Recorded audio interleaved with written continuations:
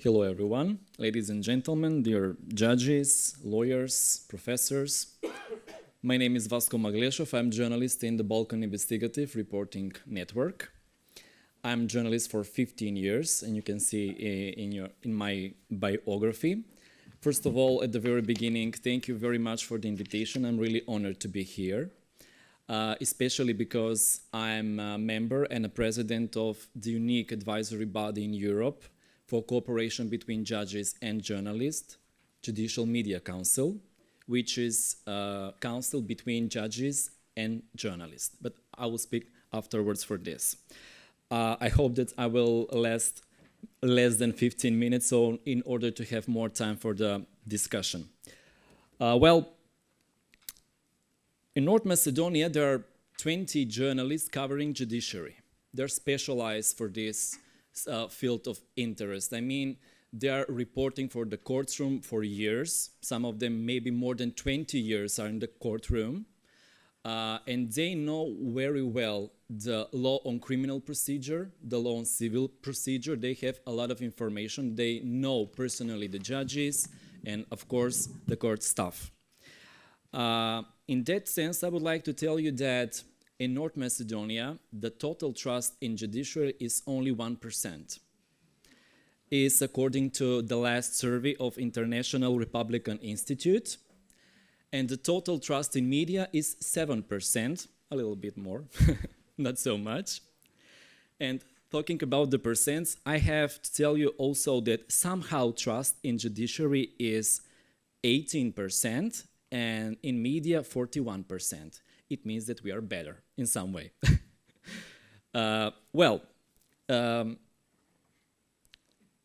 What I have to tell you is this motto. This is my main motto of my colleagues, that justice must not only be done, but must also be seen to be done. That means that the visibility of the justice is very important. I would like to tell you that in my country especially, there is a position in which half of the news in the media are covered with the topics of judiciary, half of the time. For example, if we have in prime time daily news of 30 minutes, 15 minutes from these 30 minutes are dedicated to judiciary, to some cases. This question raised after 2016, when in the country we have erected new institutions, Special Prosecutor's Office, that launched a lot of investigations. Our former Prime Minister was convicted and other public officials. And it raised the question how we can trust each other, judiciary and media in general. And it is very complex questions, but we needed to talk, we needed to speak how to find the best way to communicate with each other. Well, according to the recommendation of CCJI, it's some type of European Council of the Judges. They recommend to build a bridge between media and journalists. This is the main recommendation, and we have founded this Judicial Media Council in our society in North Macedonia. It is founded under the auspices of the United States of America. There is a Judicial Media Committee there, founded in 1995, and they have now 28 years old. And our council have only 6 years old. We have some baby steps. And I would like to tell you that we are aware that there are a lot of open issues and open questions for this type of cooperation between judges and journalists. But still, our main focus is this, that we are watch of the watchers. We need to be the watchdog in general in the society, because believe me that this protects the secret administration of the justice, as it said in the other, I would say, international rule books. Well, this is my team, because now I'm a president of the Judicial Media Council. We are 15 people there, 8 judges and 7 journalists. And we have a lot of things to do. Maybe at the very beginning, when this council was founded, We were sitting on the same table and we were with a lower guard, seeing each other like enemies.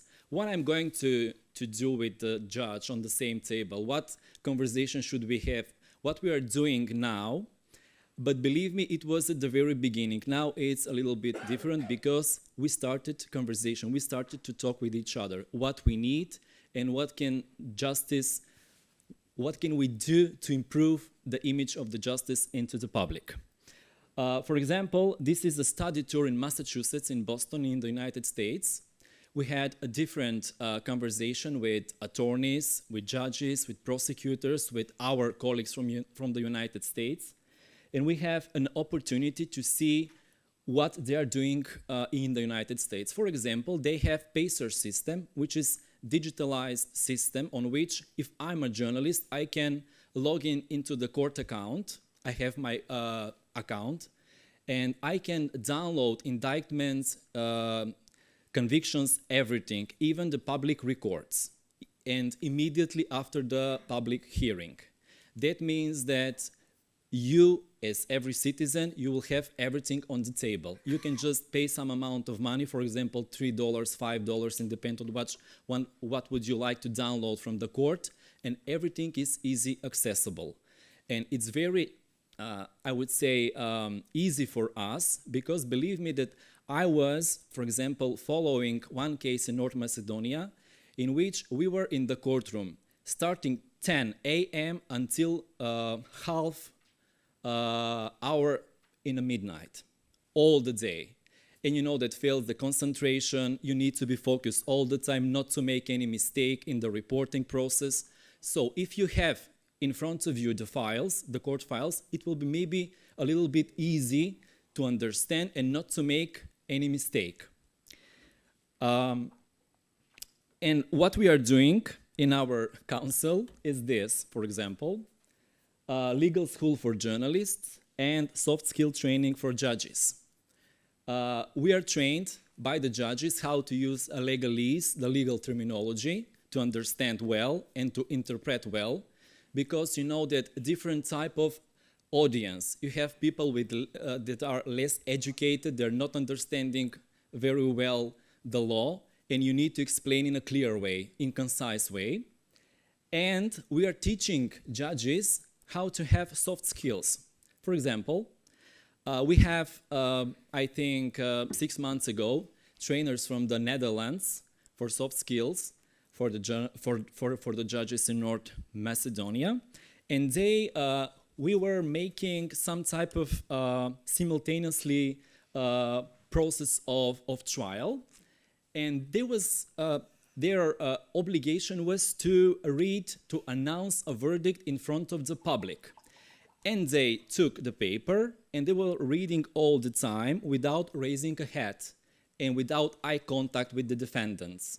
And the job of these Dutch professionals were to tell them that it is very important to have a contact with the people who are in the courtroom, not only reading. Because the one way is I want to say, and the other thing is I need to say. You are the master of the story. You would like to tell the story, and their aim was just to tell to the judges, please be brave and tell loudly without any, I would say, nervousness in your voice, be very calm, and etc. I think that these advices were very, very useful for the judges. I think that the next week we have 2 workshops in North Macedonia for the journalists. We have one judge from civil procedure and the other one is from the criminal procedure to understand well, because you know that we have more or less 500 journalists in North Macedonia, more or less I'm saying. Some of them are not covering judiciary every day. They are covering economics, culture, agriculture, and etc. And they don't have time to understand well. But for those who would like to have more and more improved knowledge in the law, this is very important. What we need, I will be very short. First of all, we need conversation. Believe me that it's very important to understand that we need to set up the rules together. journalists and judges. Our needs, you know, that we would like to have approach to the court files, to the verdicts, to the indictments and etc. Judges would like to have professional reporting from the courtroom, and I think that we are on the same side. We are on the side of the truth. I would say that this is the first and the most important thing. The second thing is timely and accurate information. Imagine that you have situation on which, for example, high-profile case, minister is detained, and you are waiting the news because there are full journalists in front of the court and expect the decision of the court, what will be. And it is an open question whether the public should see this type of hearing between two sides, the defendant and the prosecutor and the judge, to see the arguments. But we are not allowed at this time to be at this type of public hearing. But we would like to talk about in the future, because in the United States it's a contradictory procedure. You have the chance to hear both sides. Accurate information, it means that it is very important to have one spokesperson, whether it's professional journalist or judge or maybe together, to give us concrete, accurate information in order the public to know what is happening. As I said, access to the court files, verdicts, indictments, and etc.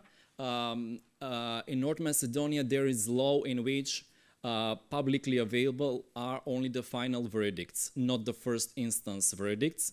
But we have conversation together as a Judicial Media Council with the Minister of Justice, and he told us that he will make everything to change the law, to make some amendments to the law, because every single decision is in the name of the citizens of the Republic of North Macedonia. That means that the public needs to know what is the decision. And of course, courtroom rules for using cameras and digital devices. I would say that we have different practices in our society. For example, now from the biggest court, the biggest criminal court, the live streams are allowed, and you can easily on your mobile phone see what is happening in the courtroom. Not on all the trial, but some aspects on the trial. For example, announcing a verdict, for example, closing remarks, introduction remarks, and that's it. Not the witnesses, not the other things. So it is very important to set up the rules, as I said, to have maybe some type of guidebook, maybe some type of rules, what we are going to have on the table together. That's it. Thank you very much.